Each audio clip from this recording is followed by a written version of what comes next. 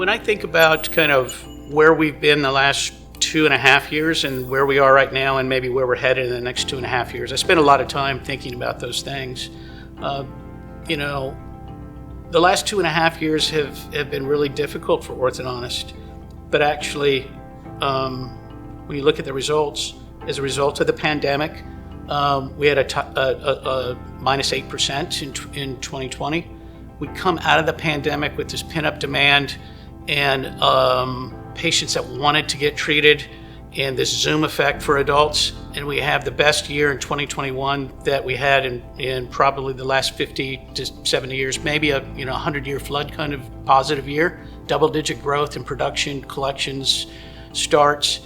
And now we're in this, that fever has kind of solved itself and the economy's tighter and we have a lot of headwinds, and at least, really globally, but in North America economically, with consumers, we're seeing the adult patients drop off. We're seeing money tighter for mom and dad, so they don't get treated, but they're sending their kids, but they're even delaying some of their kids. We're seeing new patient exams that are made and not kept.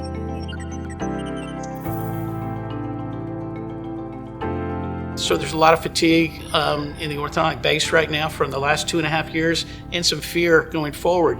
When I think about how does dental monitoring fit or not fit into that story, what we're looking for as practice owners is right now something that makes us different. Dental monitoring checks that box. What we're looking for is what's relevant to the consumer. Hey, if I don't have to come in as frequently, that checks an economic box for mom and dad and a convenience box for the patient. And then if I can get data faster and be more efficient in my practice, maybe that helps the labor problem a little bit because labor is hard to get in orthodontics. So for me, it's one of the most relevant products out there in orthodontics right now. It solves a lot of issues around, a lot of things that we're dealing with, and I think we'll deal with for the next 12 months or so.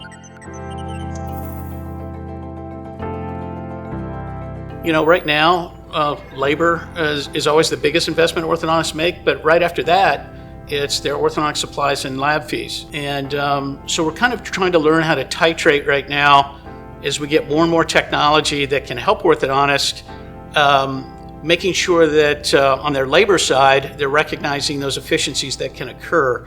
And that's kind of the magic right now that dental monitoring offers is it actually can make the practice more efficient by allowing more chair time to exist because patients don't have to come in as often. That's so relevant today because the patient doesn't want to see the orthodontist as frequently as the orthodontist may think.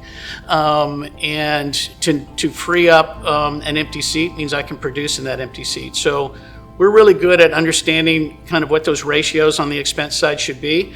And I think dental monitoring is an answer not only for the labor problem, but also the efficiency problem, and it's relevant to the consumer. So we see it as a plus when we see it in the practices that we value.